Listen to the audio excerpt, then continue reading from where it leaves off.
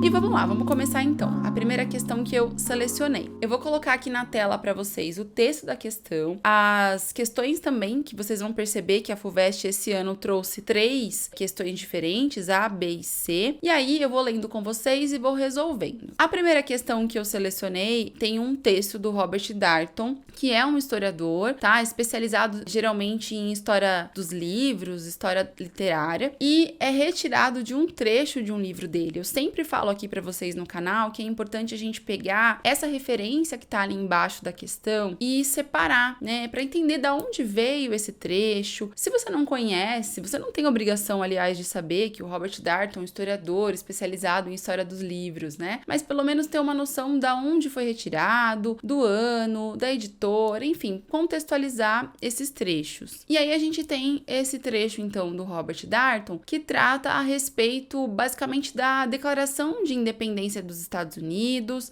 e de toda a movimentação, né, que foi essa independência. Então o texto diz assim: a busca da felicidade é ainda mais familiar aos americanos do que devemos cultivar nosso jardim o é para os franceses. É a frase mais memorável da Declaração de Independência americana, o clímax retórico da enunciação de Thomas Jefferson dos direitos naturais e da teoria revolucionária. Consideramos como verdades evidentes que todos os homens são criados iguais, que a todos o Criador dotou de certos direitos inalienáveis, entre os quais estão a vida, a liberdade e a busca da felicidade. O que Jefferson entendia por busca da felicidade? Frequentemente, os analistas do discurso político estabelecem um significado mostrando o que não é dito, tanto quanto o que é dito. Vida, liberdade e propriedade foi a fórmula padrão nos debates políticos do mundo de língua inglesa durante os séculos 17 e 18. Se a busca da felicidade deve ser vista como um recurso de retórica, seu significado deve fundar-se, pelo menos em parte, numa comparação implícita com o direito de propriedade. É bem interessante que do próprio texto a gente já consegue tirar algumas conclusões. Então, nesse trecho, nós temos uma observação do Darnton a respeito da ideia de direitos inalienáveis, que são aquelas ideias básicas do iluminismo, né, inspiradas no John Locke,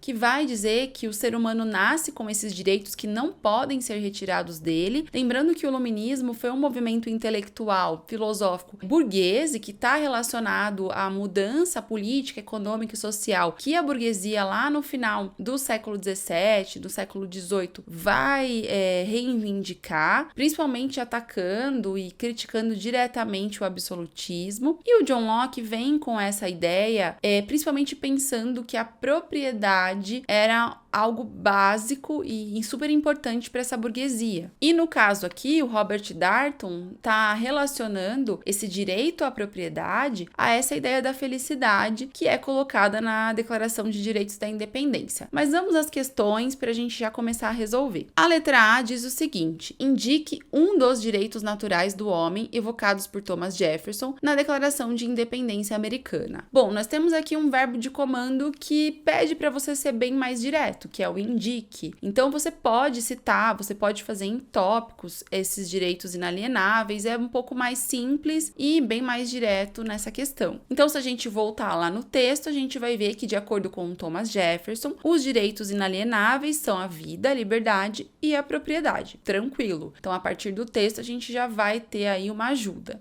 Na letra B, nós temos uma questão um pouquinho mais complexa de interpretação, que diz o seguinte: qual é a relação estabelecida pelo texto entre busca da felicidade e o direito de propriedade? Então, a partir do final do texto, a gente já consegue perceber que para o Thomas Jefferson, a propriedade seria essa busca pela felicidade.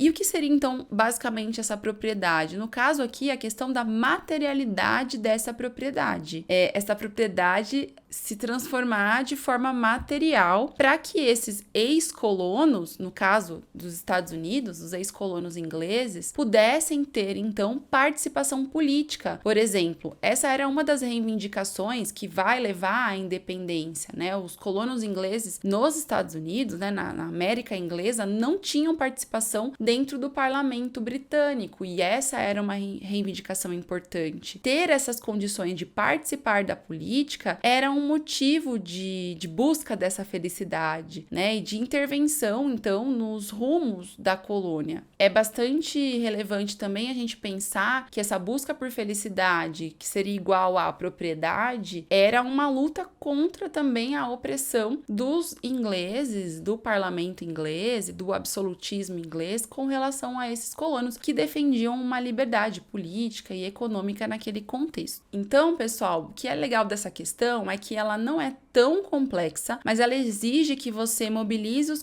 seus conhecimentos sobre o processo da independência dos Estados Unidos. E aí entra a última questão, a letra C, que diz o seguinte: é possível afirmar que a Declaração de Independência dos Estados Unidos contém uma teoria revolucionária? Justifique. Então aí nós já temos um verbo de comando que exige que você traga argumentos. Vamos lembrar que por muito tempo a independência dos Estados Unidos também ficou conhecida como Revolução Americana. É claro que esse termo é bastante questionado porque nós tivemos uma independência, uma mudança política, uma mudança econômica de fato, porém, alguns autores, alguns historiadores vão trazer a ideia de que não foi uma revolução por completo, porque socialmente não tivemos alterações. Por exemplo, a escravidão continuou nos Estados Unidos e as mulheres não poderiam participar da política, por exemplo, não tinham os mesmos direitos que os homens. Porém, se nós pensarmos nessa questão de mudança, a gente pode sim considerar como uma revolução, até porque os Estados Unidos foram a